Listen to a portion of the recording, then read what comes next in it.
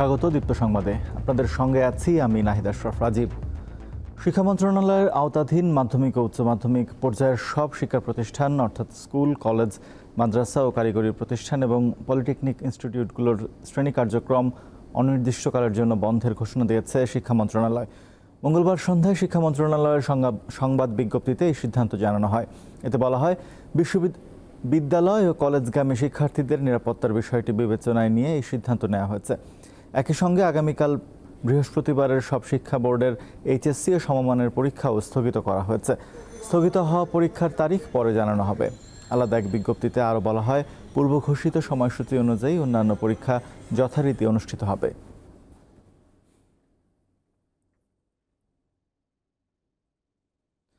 চলমান কোটা সংস্কার আন্দোলন ঘিরে সহিংসতা ছড়িয়ে পড়ার প্রেক্ষাপটে দেশের সব বিশ্ববিদ্যালয় এবং মেডিকেল, টেক্সটাইল, ইঞ্জিনিয়ারিং ও অন্যান্য কলেজ বন্ধ ঘোষণা করে শিক্ষার্থীদের হল ত্যাগের নির্দেশ দেওয়া হয়েছে।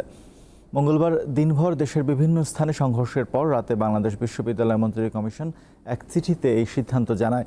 মঞ্জুরি কমিশনের ওই চিঠি দেশের সব পাবলিক ও বেসরকারি বিশ্ববিদ্যালয়ের উপাচার্যকে পাঠানো হয়েছে।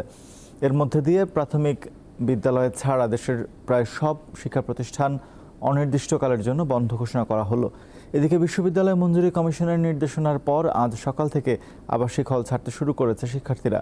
সকালে ঢাকা বিশ্ববিদ্যালয়ের শিক্ষার্থীদের হল ছাড়তে দেখা যায়। এই মুহূর্তে ঢাকা বিশ্ববিদ্যালয়ে আছেন সহকর্মী মিজানুর রহমান। তার কাছে জানবো ক্যাম্পাসের সবশেষ পরিস্থিতি। মিজান, বিশ্ববিদ্যালয় বন্ধ ঘোষণা করা হয়েছে, শিক্ষার্থীরা কি হল ছাড়তে শুরু করেছেন?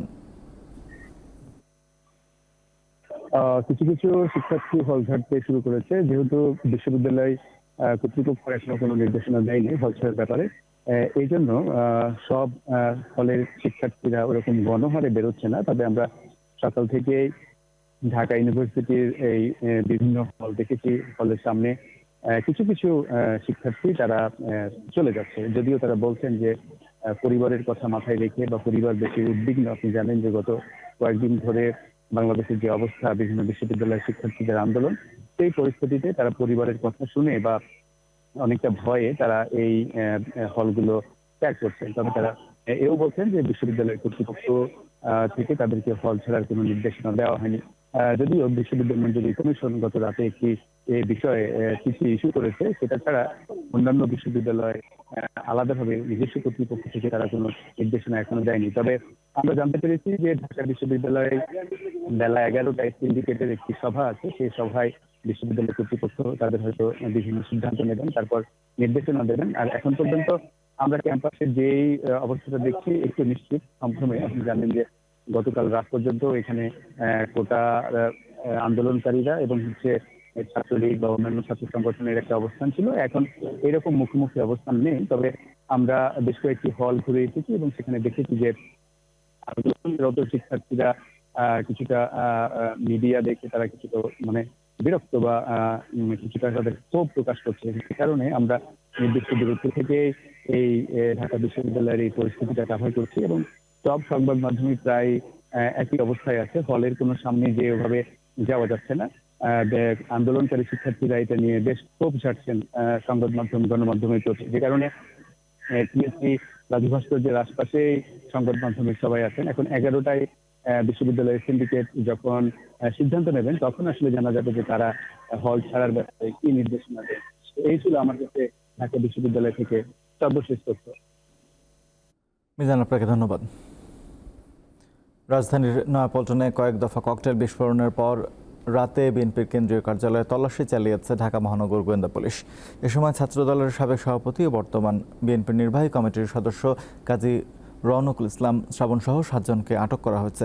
বিএনপি কার্যালয় থেকে অস্ত্র ও ককটেল উদ্ধারের কথা জানিয়েছে পুলিশ। তল্লাশির পর ঢাকা মহানগর পুলিশের অতিরিক্ত কমিশনার হারুনুর রশিদ গণমাধ্যমকে জানান, বিএনপি কার্যালয় থেকে শতাধিক ককটেল, 5 শতাধিক লাঠিসোঁটা, 7টি দেশি বিদেশি অস্ত্র, কয়েক বোতল পেট্রোল উদ্ধার করা হয়েছে। তিনি জানান, কোটা আন্দোলনে কেউ অর্থ দিয়ে, কেউ পানি দিয়ে, কেউ লাঠি দিয়ে সহায়তা করছে। আন্দোলনকে ভিন্ন খাতে প্রবাহিত করার চেষ্টা করা হচ্ছে। গোয়েন্দা পুলিশের অভিযানের নিন্দা ও প্রতিবাদ জানিয়েছেন বিএনপির জ্যেষ্ঠ যুগ্ম মহাসচিব রুহুল কবির রিজভী। হিজরি বর্ষের প্রথম মাস মহরমের 10 তারিখ পবিত্র আশুরা আজ। দিনটি বিশ্বজুড়ে মুসলমানদের জন্য অত্যন্ত তাৎপর্যপূর্ণ ও শোকাবহ। মহান আল্লাহর রহমত ও ক্ষমা পাওয়ার আশায় ধর্মপ্রাণ মুসলমানরা নফল রোজা, নামাজ, দান খয়রাত ও জিকির আজগারের মধ্য দিয়ে দিনটি পালন করছেন। হিজরি 61 সনের 10 মহরম সত্য ও ন্যায়ের পক্ষে যুদ্ধ করতে গিয়ে মহানবী হজরত মোহাম্মদ সাল্লাল্লাহু আলাইহি সাল্লামের দৌহিত্র হজরত ইমাম হুসাইন রাদিয়াল্লাহু তাআলা আনহু এবং তার পরিবারের সদস্যরা কারবালার প্রান্তরে ফোরাত নদীর তীরে নির্মমভাবে শহীদ হন। কারবালার ওই শোকাবহ ঘটনা অন্যায় ও অত্যাচারের বিরুদ্ধে সোচ্চার হতে অনুপ্রেরণা যোগায়। শিয়া সম্প্রদায় এদিন তাজিয়া মিছিল সহ বিভিন্ন অনুষ্ঠানের আয়োজন করে।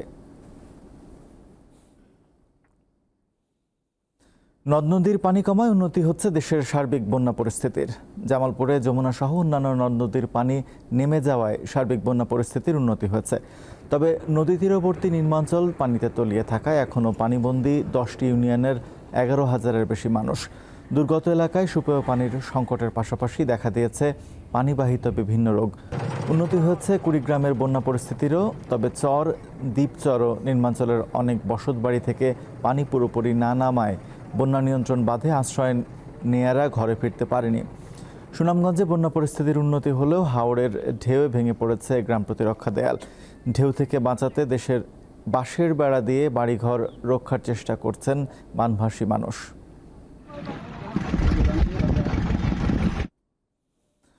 বর্ষার পরে আবারও ডেঙ্গু রোগীর বাড়ার আশঙ্কা রয়েছে। গত বছরের মতো এবারও সেপ্টেম্বর মাসে পরিস্থিতির অবনতি হতে পারে। হাসপাতাল কর্তৃপক্ষ বলছে বাড়তি চাপ সামলানোর জন্য জরুরি পদক্ষেপ নেওয়া হয়েছে। আর সিটি কর্পোরেশন জানিয়েছে এডিস মশা নিধনে তারাও কাজ করছে। টানা কয়েকদিনের বৃষ্টির পর রাজধানী সহ সারা দেশে বেড়েছে মশার প্রকোপ।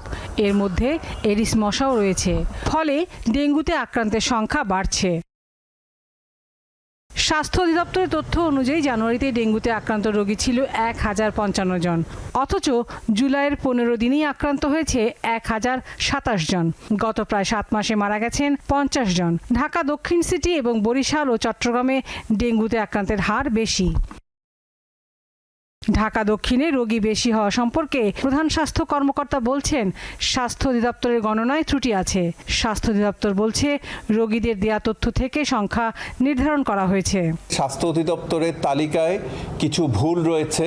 ওনারা যেটা করে থাকেন সেটা হচ্ছে, যেমন ঢাকা দক্ষিণ সিটি কর্পোরেশন এলাকায় যতগুলো হাসপাতাল রয়েছে সেই হাসপাতালের সকল রোগীকে ঢালাওভাবে ঢাকা দক্ষিণের রোগী হিসাবে চিহ্নিত করা হয় এবং এইসব হাসপাতালে কোনো ডেঙ্গু রোগী মারা গেলেই সেটাকে রিপোর্ট করা হয় যে ঢাকা দক্ষিণের মৃত্যু।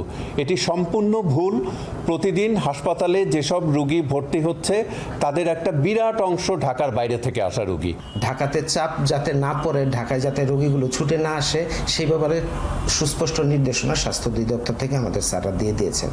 দেশের সব হাসপাতালে ডেঙ্গু চিকিৎসার জন্য নির্দেশনা দেওয়া হয়েছে বলে জানিয়েছে স্বাস্থ্য অধিদপ্তর। এবছর স্যালাইন ও ডেঙ্গু পরীক্ষার কিটের চাহিদা এবং বাড়তি রোগীর চাপ সামলাতে প্রস্তুত স্বাস্থ্য অধিদপ্তর। সকল হাসপাতালগুলোতে একটি ফিভার কর্নার থাকবে, সেখান থেকে ডেঙ্গু রোগী সিলেকশন হবে এবং সেই রোগী যদি বাড়িতে চিকিৎসা নেওয়ার উপযোগী হয় বাড়িতে চিকিৎসা নেবে, হাসপাতালে ভর্তি রাখার উপযোগী হলে হাসপাতালে চিকিৎসা নেবে এবং ন্যাশনাল গাইডলাইন অনুযায়ী যদি তাকে রেফার করার প্রয়োজন হয় তাহলে উচ্চতর হাসপাতালে রেফার করবেন। এদিকে এডিস মশা নিধনে 2 সিটি কর্পোরেশন নিয়মিত কাজ করছে বলে জানিয়েছেন সংশ্লিষ্ট কর্মকর্তারা। অভিযান চালিয়ে আসছি।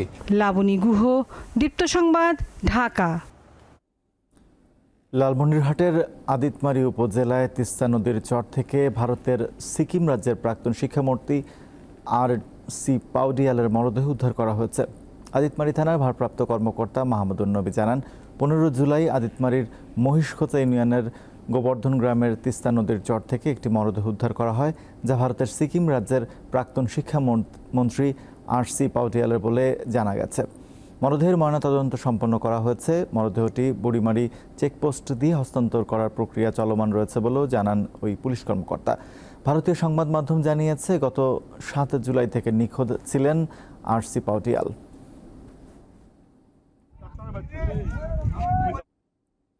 দেশের বাইরের খবর। গাজায় গত 9 মাসে জাতিসংঘের 70% বেশি স্কুলে বোমা হামলা চালিয়েছে ইসরায়েলি সেনারা। নিহত হয়েছে স্কুল প্রাঙ্গণে আশ্রয় নেয়া 539 জন। বুধবার জাতিসংঘের ফিলিস্তিনি শরণার্থী বিষয়ক সংস্থা the United Nations Relief and Works Agency for ফিলিস্তিনির পক্ষ থেকে এই তথ্য দেওয়া হয়েছে। জাতিসংঘের একটি সংস্থাটি আরও জানিয়েছে, অপর্যাপ্ত জ্বালানির কারণে দেইর আল বালার 7 লাখ বাসিন্দা সুপেয় পানির সংকটে রয়েছেন। এদিকে গত 24 ঘন্টায় গাজায় সিরিজ বোমা হামলায় কমপক্ষে 50 জন নিহত হয়েছে। এ নিয়ে 9 মাসেরও বেশি সময় ধরে চলা হামলায় ভূখণ্ডটিতে 38,710 জনেরও বেশি মানুষ নিহত হয়েছেন।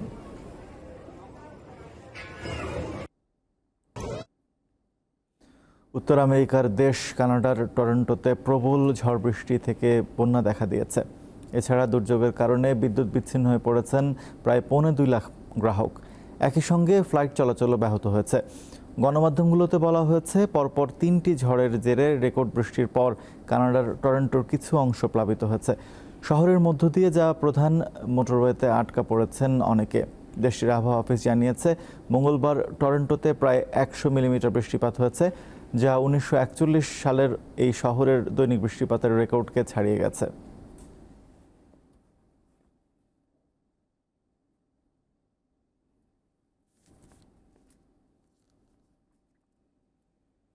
খেলার খবর। টানা দ্বিতীয় ইউরোর ফাইনালে হারের পর ইংল্যান্ডের কোচের দায়িত্ব থেকে পদত্যাগ করেছেন গ্যারেথ সাউথগেট। ইউরোর ফাইনালে হারের 2 দিন পর এই সিদ্ধান্ত জানান তিনি। চলতি বছরের শেষ দিকে ইংল্যান্ডের সঙ্গে সাউথগেটের বর্তমান চুক্তির মেয়াদ শেষ হতো। ইংল্যান্ডের হয়ে 57 ম্যাচ খেলা সাবেক এই ডিফেন্ডার 2016 সালে 3 লায়ন্সদের কোচের দায়িত্ব নেন। 8 বছরে তার অধীনে 102 ম্যাচ খেলে 61টিতে জয়ের পাশাপাশি 24 ড্র আর 17 হার আছে ইংল্যান্ডের। 2018 বিশ্বকাপের সেমিফাইনাল, 2022 বিশ্বকাপের কোয়ার্টার ফাইনালে খেলার পাশাপাশি ইংল্যান্ডকে টানা 2বার ইউরোর ফাইনালও তুলেছেন সাউথগেট। তবে 58 বছরের শিরোপা খরা ঘোচাতে পারেননি তিনি। ফ্রান্সের বিপক্ষে সেমিফাইনালে লামিন ইয়ামালের করা গোলটিকেই গোল অব দ্য টুর্নামেন্ট বা টুর্নামেন্টের সেরা গোল হিসেবে বেছে নিয়েছে উয়েফা। আসরের সেমিফাইনালে 9 মিনিটে স্পেন পিছিয়ে পড়ার পর ম্যাচের 21 মিনিটে ফ্রান্সের বক্সের সামনে থেকে বাঁ পায়ের শট নিয়েছিলেন স্পেন উইঙ্গার।